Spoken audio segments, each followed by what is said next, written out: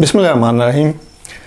किसी भी बिज़नेस में सबसे इम्पोर्टेंट जो होता है वो उसका सप्लायर होता है। यानी बगैर सप्लायर के आपका बिज़नेस फ्लॉप है, आप कोई प्रॉफिट नहीं कमा सकते। तो आपके बिज़नेस की जितनी भी स्ट्रेंथ है, जितनी ग्रोथ है, जितनी प्रॉफिटेबिलिटी है, वो सारी सप्लायर के ऊपर डिपेंड कर रही होती है। तो सप्लायर रिलेशनशिप मैनेजमेंट इतना इम्पॉर्टेंट है कि इसके बगैर कोई बिज़नेस रन ही नहीं कर सकता, बिज़नेस की बुनियाद ही नहीं पड़ सकती। यानी बिज़नेस ही नहीं कंसिडर किया जा सकता है अगर आप सप्लायर रिलेशनशिप के ऊपर फोकस नहीं करते। यानी जितनी प्रॉफिटेबिलिटी आपको चाहिए उतनी स्ट्रॉन्ग रिलेशनशिप आपकी सप्लायर से होनी चाहिए। अच्छा, अब यहाँ पर ये आप सोच सकते हैं कि सप्लायर तो वो होते हैं जिनसे रॉ मटेरियल आपको आ रहा होता है। तो ये गलत बात है। सप्लायर वो नहीं होते जिनसे आपको रॉ मटेरियल आता है।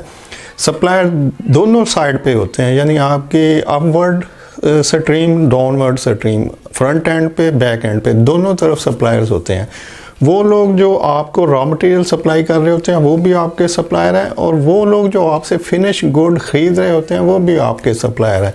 यानी आपका जो डिस्ट्रीब्यूशन चैनल होता है, जो आपके होलसेलर, डिस्ट्रीब्यूटर और रिटेलर, आगे जितना नेटवर्क है जहाँ पर आपकी फिनिश गुड्स सप्लाई होती हैं और फिर आगे सेल होती हैं इवन कस्टमर तक, ये सारे आपके सप्लायर्स हैं।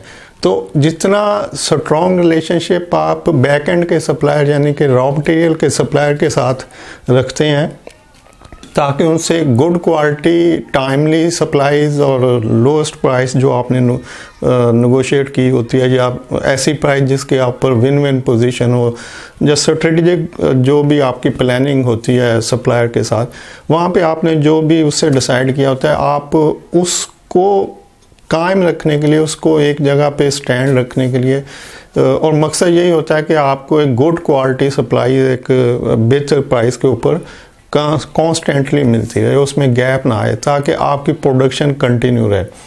तो अब जहाँ पर बैक एंड वाले सप्लायर के साथ आपकी स्ट्रॉन्ग रिलेशनशिप होनी चाहिए, ताकि ये चीज़ें टाइमली होती रहें, कि प्राइस भी एक नॉर्मल सतह पे रहे और क्वालिटी प्रोडक्ट आए, उसमें कोई इन्फीरियर क्वालिटी ना हो, और टाइमली सप्लाईज आती रहे, उसमें कोई गैप ना आए, ताकि प्रोडक्शन प्रॉपरली चलती रहे। तो सिमिलरली वही रिलेशनशिप आपको फ्रंट एंड के सप्लायर के साथ भी करने पड़ते हैं, कि आपके डिस्ट्रीब्यूटर आपको टाइमली पेमेंटें देते रहें, या बिफोर जो एडवांस पेमेंटें हैं वो देते रहें, और आप उसके अगेंस्ट उनको सप्लाईज भिजवाते रहें, या वो आगे से ऑर्डर कलेक्ट करें और आपको ऑर्डर प्लस पेमेंटें दोनों देते रहें।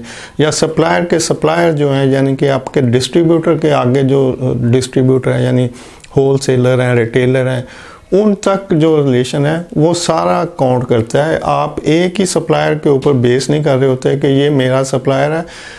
इससे आगे भी एक स्टेज है कि आपके सप्लायर से भी आपके रिलेशन जो है वो कुछ बेहतर होने चाहिए। मतलब जितना सप्लायर के साथ रिलेशनशिप आप फोकस करते हैं, उतनी फोकस आपको सप्लायर से भी होनी चाहिए। और इसी तरह फ्रंट एंड के जो सप्लायर हैं, जैसे जो आपके ऑथोराइज्ड डीलर हैं, जो डिस्ट्रीब्यूटर हैं, फिर उनसे आगे जो होलसेलर हैं, रिटेलर हैं, उन तक आपके रिलेशन जो है वो कंटिन्यू आगे फोकस उनके ऊपर होते रहना चाहिए। तो किसी भी बिज़नेस को जब हम देखते हैं तो उसमें जो स्ट्रॉन्ग जो एक फैक्टर होता है वो रिलेशनशिप मैनेजमेंट है। तो नेक्स्ट हम कुछ 1-2 वीडियोस पहले भी रिलेशनशिप के ऊपर हैं, तो नेक्स्ट हम इस टॉपिक को कंटिन्यू करेंगे कि रिलेशनशिप मैनेजमेंट क्यों होता है और क्या होता है और इसके बेनिफिट्स क्या हैं। Thank you. अल्लाह हाफिज़।